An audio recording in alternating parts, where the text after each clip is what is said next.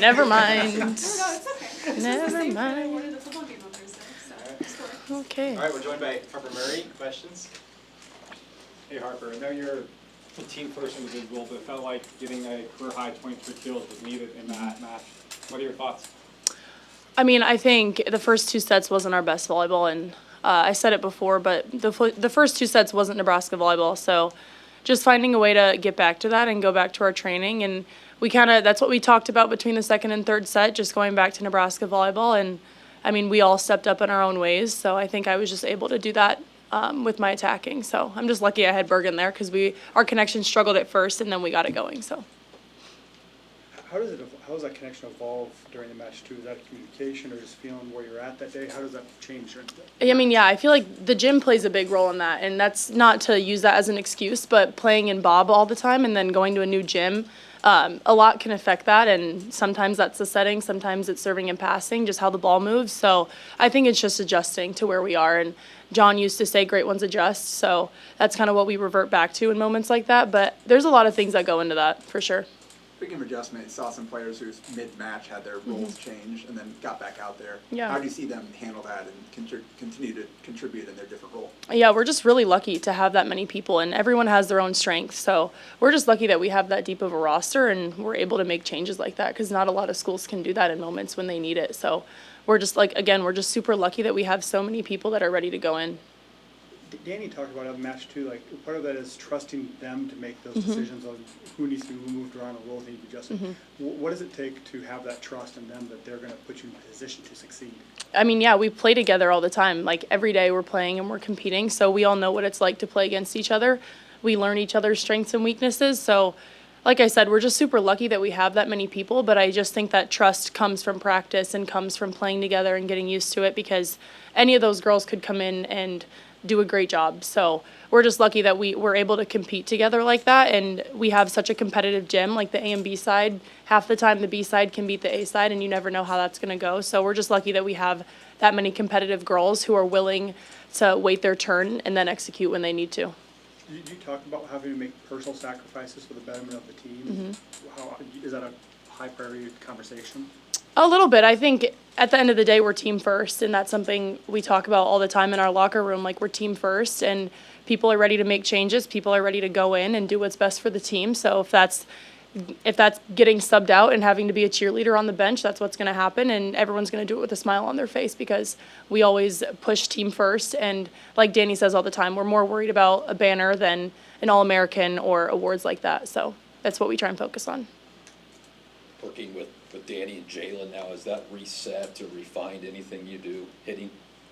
A little bit. I mean, the coaches all kind of switched around who they're working with the most, but I think Kelly touched on it a few weeks ago. Like, it's super collaborative between all the coaches, so we can get feedback from anyone, but I do work with Jalen a lot. He helps me with passing, helps me with blocking, attacking, all of it. So he's just a very vocal leader, and it's nice having him with me. I've had a good relationship with him since I was in 8th grade and got recruited here, so I know how he coaches. He knows what I need. I know what he needs from me. So it's just a good dynamic that we have. Harper, what's the fun level that you sense from this? Fun level? Yeah, the fun level Okay. that you sense from this group right now. Playing on national TV, new arenas, top 10 matches, bigger roster, just kind of all the dynamics that are playing into the first couple weeks of the season. I mean, I think we're lucky that we have that stage to play on, and we have so many new people this year. We have Virginia, a lot of the freshmen are new, so having them get to experience what Nebraska is all about and how much love and support we have from the fans and from people across the country, I think it's super cool for them to experience that because before you get here, you don't really understand. So I think it's been really fun for all of them to experience it, and it's also fun for the upperclassmen and the people who have been here to watch them embrace it and watch them take it all in. And, you know, the older girls were a little used to it by now, but it never gets old. So it's just been super fun, and all the freshmen have worked so hard this whole preseason and going into the season. So it's been really cool to see them grow and see them enjoy what Nebraska volleyball is all about. Are there things about Dani's culture that bring that out, that encourage that type of atmosphere within the team? A little bit. I think Dani's a little bit more willing for mistakes, and during practice we have a little bit more room for error, and I think that brings a little bit of light to the gym just because we're not afraid to make errors. Like, practice is the time to mess up and try new things. So I think it does. It lets us release a little bit and have a little bit more fun with it and try new things. But, you know, Dani also brought a little bit of her culture over from Louisville, and it was pretty much the same, what it was there and what we have now. And like I keep saying, Nebraska's standard doesn't change just because we have a new coach. We all know what the standard is. We all know what we expect from each other. So nothing really changes for us. Are there any new things that you're trying in practice that you're trying to implement in your game?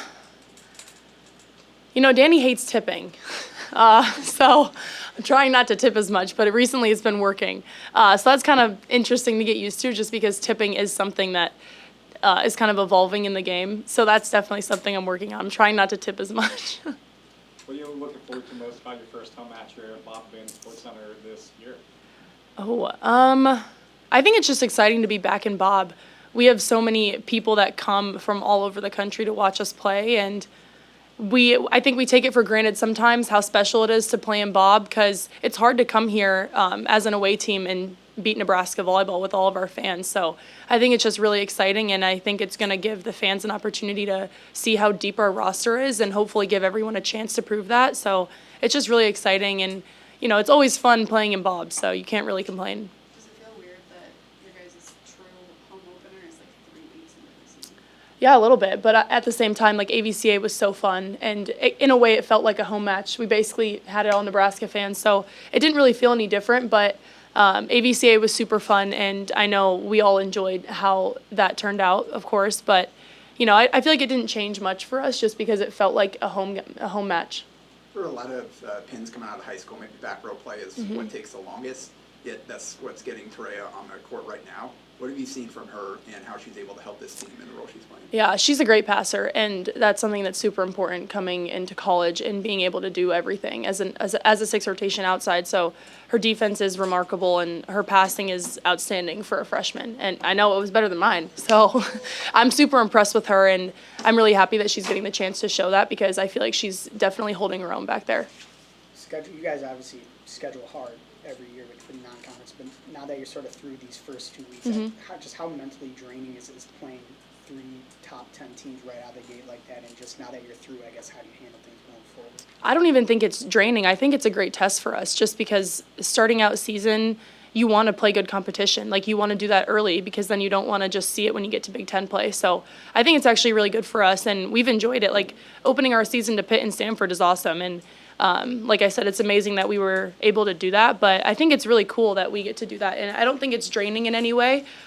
Maybe a little bit stressful just at times because you're starting off on such a high, and you know you don't want to lose those first few games, especially when you're playing top 20 teams. But I think it's really good for us just to see our flaws, and it's harder to do that against low-level teams. So finding out what our flaws are early is going to be really good for us. Time for a couple more.